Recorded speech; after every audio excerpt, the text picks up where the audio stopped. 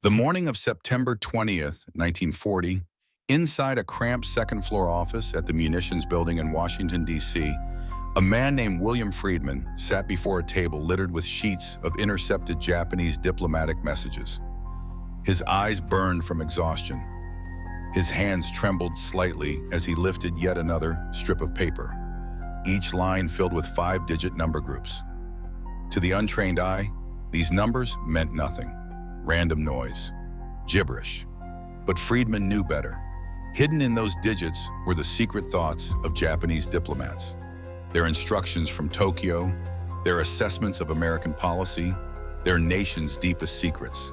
And all of it was locked inside a machine the Japanese called Type B, known to U.S. intelligence as Purple. For 18 grueling months, Friedman and his small team had stared at these messages, 6 days a week, 10 to 16 hours a day. Their mission? To break Purple, a cipher machine they had never seen, never touched, and for which they had no blueprints or photographs. All they had were radio intercepts, electrical whispers plucked from the air, recorded by operators who didn't even know what they were capturing. The goal was almost unthinkable: rebuild the logic of the machine using nothing but its encrypted output. If Friedman's team succeeded, the United States would gain access to Japan's most secret diplomatic messages, at a time when tensions between Washington and Tokyo were rising toward inevitable conflict. Every message sent from Tokyo to Berlin, every order to its embassies, every assessment of American military strength, all could become visible to U.S. intelligence. Japan, meanwhile, would continue to transmit in absolute confidence, unaware that their most secure system had been compromised. The challenge was immense, maybe even impossible. The Japanese cryptographers had learned from their past mistakes. Their earlier diplomatic system, called RED, had already been broken by Friedman's analysts in the early 1930s. Determined not to repeat history, Japan designed Purple to be unbreakable. They used stepping switches from telephone technology to create non-repeating cipher alphabets, complex, ever-changing substitutions that defied the statistical methods cryptanalysts relied on. To Japanese experts, Purple was mathematically invincible. Their faith wasn't blind, it was built on rigorous analysis. They believed no foreign cryptographer could ever reconstruct the machine from intercepted messages alone. The confidence Japan held in 1940 reflected a revolution in cryptography. For centuries, secret writing had depended on hand ciphers, slow, error-prone, and vulnerable to skilled analysis. But the 1920s and 30s changed everything. Mechanical encryption devices, like the German Enigma machine, brought unprecedented complexity to secure communications. Each key press changed the substitution pattern, producing cipher text that looked truly random. No patterns, no repetition, no simple way in. Japan studied these machines carefully and designed Purple as their own evolution, a system built for speed, secrecy, and sophistication. Unlike Enigma, Purple didn't rely on rotating wheels. Instead, it used telephone stepping switches, an innovation that made the cipher's logic even harder to predict. Every letter encrypted by Purple changed the machine's state, producing millions of possible combinations, far beyond human comprehension. The Japanese Foreign Ministry believed that even if their messages were intercepted, no one could decode them. The text would appear as meaningless streams of numbers, impossible to reverse engineer without the machine itself. Reconstructing Purple's inner workings from pure observation, they thought, was a mathematical impossibility. This unshakable belief that Purple was unbreakable would soon become one of the most consequential miscalculations in the history of cryptography. As the world edged closer to war, Tokyo continued to send its most sensitive communications through Purple, trusting completely in its security. But in a quiet Washington office, William Friedman and his exhausted team were proving that no code is truly unbreakable, only misunderstood. While Japan's cryptographers believed their Purple cipher was unbreakable, the American cryptanalytic effort tasked with decoding it operated under severe limitations. The Signal Intelligence Service, founded in 1930 within the U.S. Army Signal Corps, consisted of fewer than a dozen analysts working on every foreign code of interest. They had no prestige, tiny budgets, and barely functional offices. To most of the military, cryptanalysis wasn't vital intelligence. It was a technical curiosity.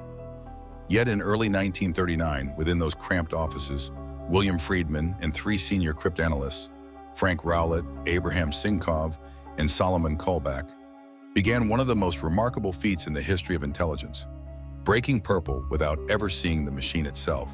Their office inside Washington's munitions building was no high-tech command center, just a handful of desks, poor lighting, stale air, and manual calculating machines.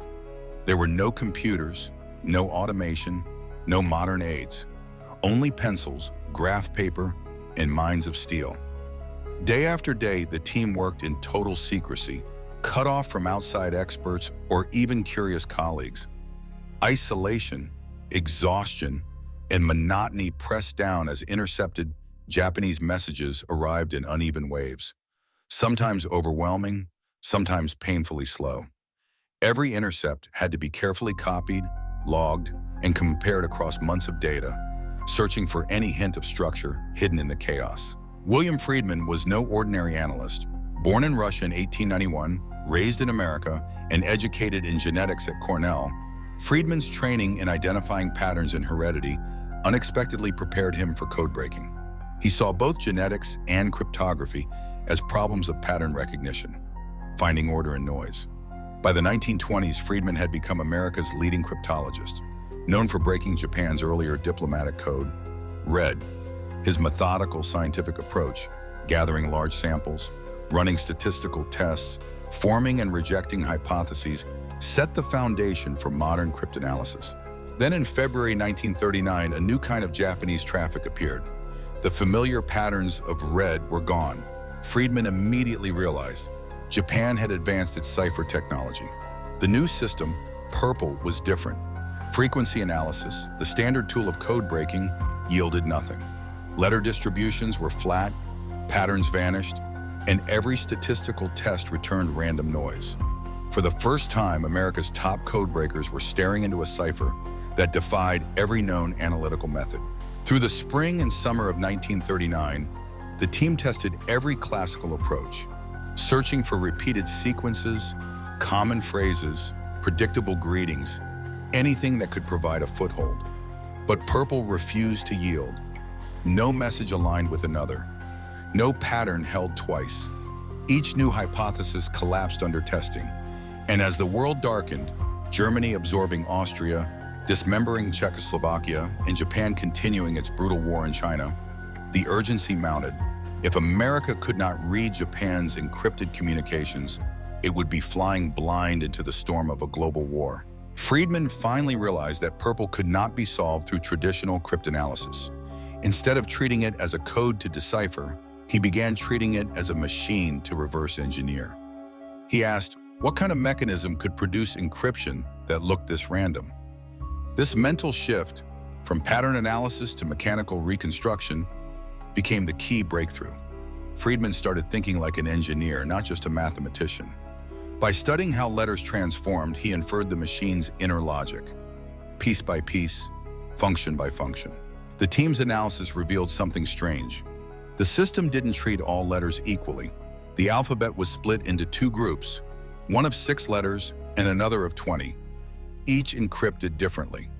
This discovery became their first solid clue to Purple's design. From mid-1939 onward, they focused entirely on what they called running down the sixes.